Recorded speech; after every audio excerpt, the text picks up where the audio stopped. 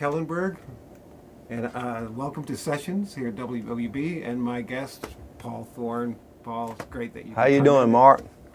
Good to be Great. here, man. It was great. Good. So you have a new album out, and you just said to me off camera that this is your 10th release. That's right. Yeah. It's what the hell is going on? It's different from my other records because on this one, for the first time, I did some songs by other writers. They're just songs I really liked a lot, and me and my band just went in there and had some fun doing them. I was surprised because your songs on your previous albums, all your songs that you do, like you said, you wrote, and they're pretty much biographical. They're about stories in your life, and I was surprised when you decided, when this came out, and I realized it was all cover songs. I thought, wow, this is a departure from what you were doing before. Yeah, I just got tired of talking about me all the time, you know. And there's just songs I like, and people always asking me, you know, Paul, what do you like? Well, this is just a little example of some of my inspiration, and everybody on here is great in different ways, and I just put my spin on their songs, you know. It's fun. And I want to talk about some of these songs, but first I want to talk about sort of your career. You have an Elvis shirt on. Yeah. The 2012 Elvis Festival, and you're from I'm from Tupelo. Yeah, I'm from Tupelo, Mississippi, and that's where Elvis Presley was born. That's a pretty big thing that we can claim because he's probably the most recognizable name of an entertainer ever, probably. Well, like on the back of your shirt, it says, is a quote by John Lennon, before Elvis, there was nothing. That's a pretty big statement, you know. Well, in rock and roll, you know, I mean, there was other people, but that's what changed the world. How big is Elvis in Tupelo today? Oh, he's huge. I mean, they've still got the little house he was born, the little one-room house he was born in. You can pay $1 and walk through it. They got the church he grew up in has become a museum, and you can pay I think $5 and walk through this little place and look at some of his suits he used to wear and stuff like that. It's big business in Tupelo. So it's like going to Graceland or something. People come to Tupelo to see. Absolutely. I mean, people come from all over the world to just go and sit on his front porch and cry, you know, because they miss him, you know. Wow. So, are you born and bred in Mississippi? Actually, I was born in Kenosha, Wisconsin, of all places, but I don't have any memory of it because as a baby, we moved to Tupelo, and my dad was a preacher, so I've lived in the Tupelo area my whole life. So you don't sound like you're from Wisconsin. No, I lost my accent. I lost my You don't have an accent. I lost my accent before I learned how to talk. And it's funny, you mentioned that your father was a preacher, and your last studio album, or your last album of your material, Yeah. is a studio album as well, Yeah. but it's called Preachers and Pimps? Pimps and Preachers, yeah. And your Yeah. uncle was... My uncle was a pimp when I was growing up, and my father was a minister. And they were actually my mentors when I was growing up.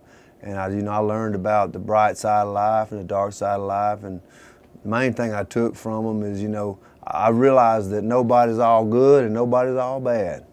So you got to give everybody a chance, But if they repeatedly are jerks, kick them out of your life.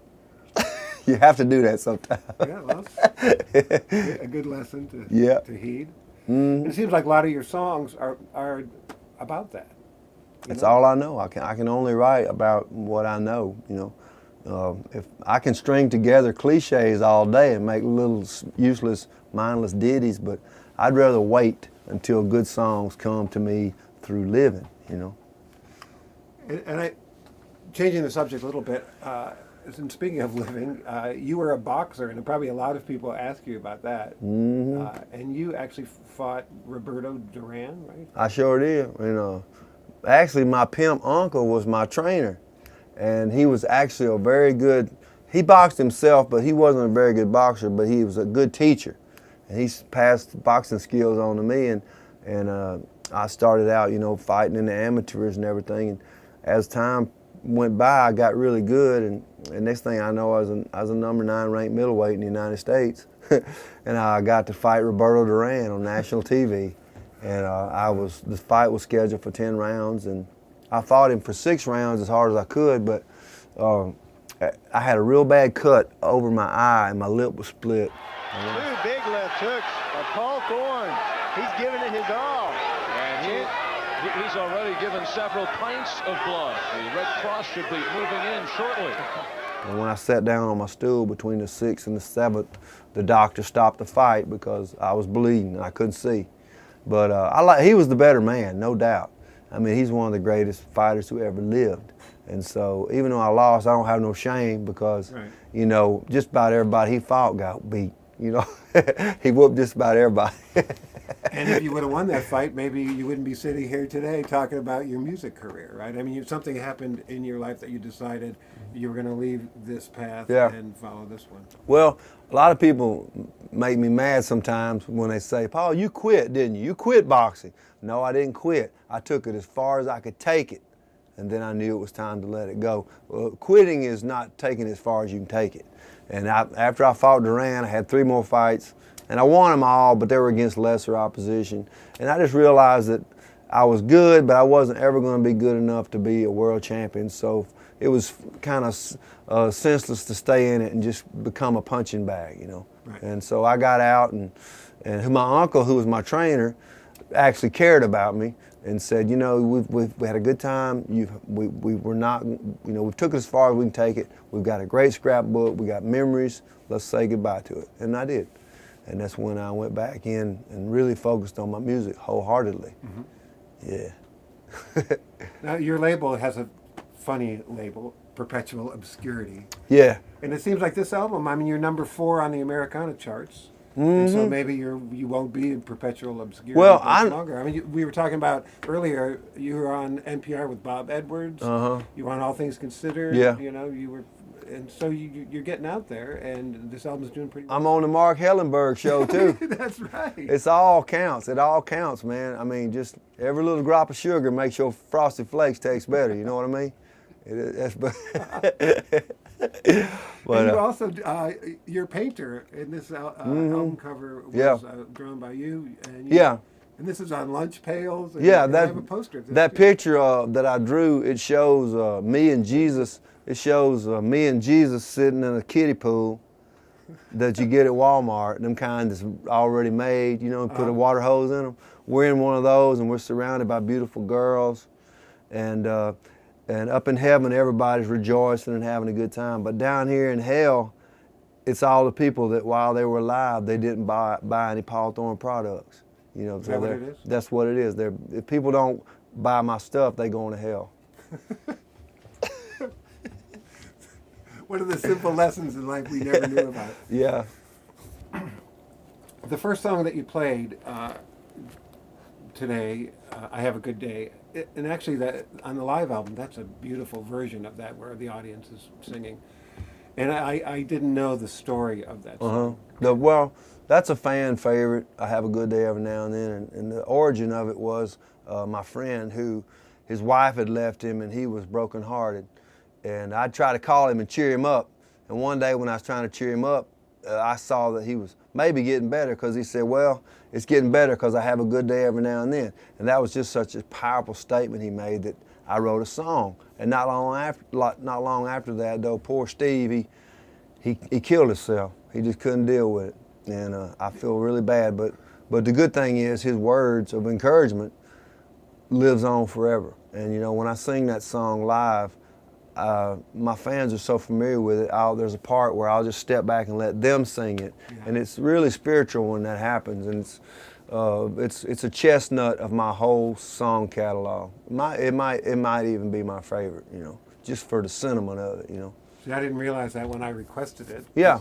Well, that's okay. I'm glad it's requested because there might be somebody out there that's maybe thinking about taking their own life, but they might hear this and it might make them change their mind, you know, and make them want to try again, you know, which is good. But it is kind of a sad story, and It is, but you know, life ain't all happiness. There's a time and a place for all things. You know, there's a time to laugh and cut up, and there's a time to be serious, you know. The song Joanie, the Jehovah's Witness stripper. Yeah. I was online before you came, looking at some of your videos, and I was surprised to see a live performance of you and your 14-year-old daughter. Your daughter Yeah. was Well, Kit that's is her just name, right? Kit, Kit, yeah. and she was playing the clarinet. Yeah. And I'm thinking, what a weird father-daughter Yeah. experience you're singing about. Yeah. A stripper, this woman getting Yeah, it's naked. it's a good way for father and daughter to bond, you know. But that's a true song. That's a true song because you know, this girl I grew up with, she left home. Her family was Jehovah's Witness, and she left home and she was having trouble paying her bills, and so she was asking me about what she was going to be able to do, and we just collectively agreed that she should go and become a topless dancer on the weekends, you know, and make some extra money. So she danced topless for like 2 years, and she put in the bank like 30 grand, put in the bank 30 grand, and then she bought her a house in Mississippi. You can get a house and pay cash for it. You can get a decent house for 30 grand in Mississippi. So she bought a house and paid for it, and she don't do it no more. It was a season in her life, you know, and but she got a lot out of it, and I made a song to honor her and just encourage other girls out there. If they're having trouble, go out there and make you some money with your hot body while you got it. Don't sell your body. You know, don't be a prostitute, but you can at least let them look at it, you know. You know? But they'll actually pay you more if you just let them look at it. And your daughter was okay playing the clarinet behind her. She's your daughter, so she knows all this stuff. She knows I ain't right in the head, and she just goes along with it. The song on this album that you chose to do, could you tell me about that one? Yeah, I did. She's Got a Crush on Me. That's a beautiful song. I like that song. My buddy Donnie Fritz wrote that, and he's a great songwriter. He's had songs recorded by Shelby Lynn, the Rolling Stones, Ray Charles. This guy's a heavy hitter. But this one song, he's had it for a long time, but nobody would record it because of the opening line. The opening line says she's a little bit overweight. And at first when you hear that, you're like, whoa, it's like you're criticizing the woman. And so a lot of big artists wouldn't record it for that reason. But I don't look at it like that, because if you listen on into the song, this man he's in love with this woman and he thinks she's beautiful. And she is beautiful. Because, you know, today there's a high standard put on women to look like the women on TV. And if they don't, they start feeling inadequate.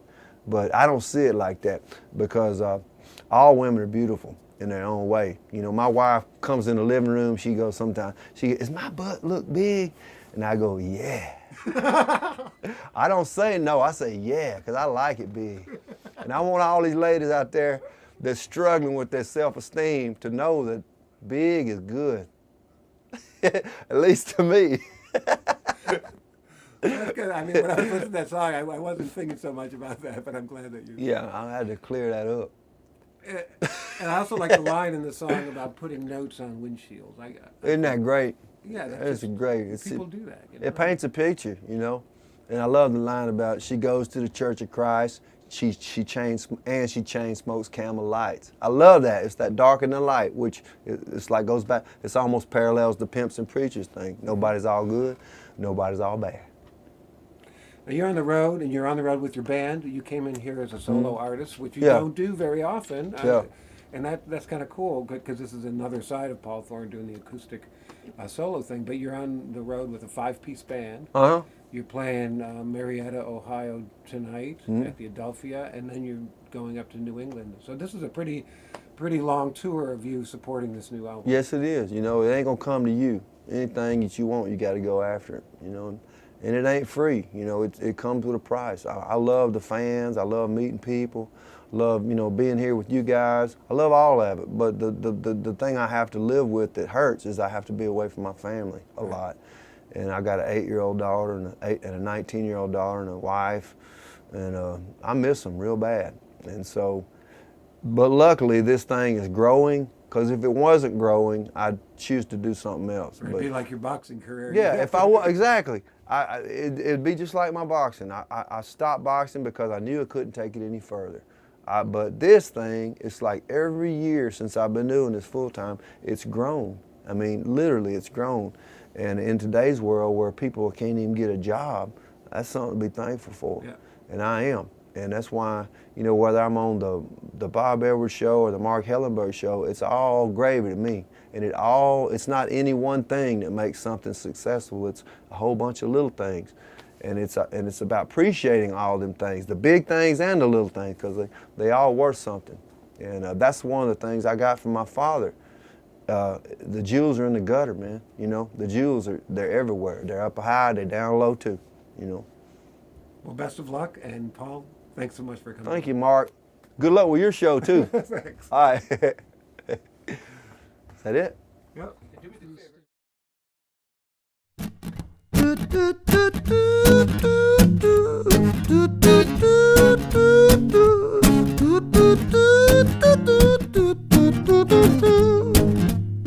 She drives a new car, wears expensive blouses.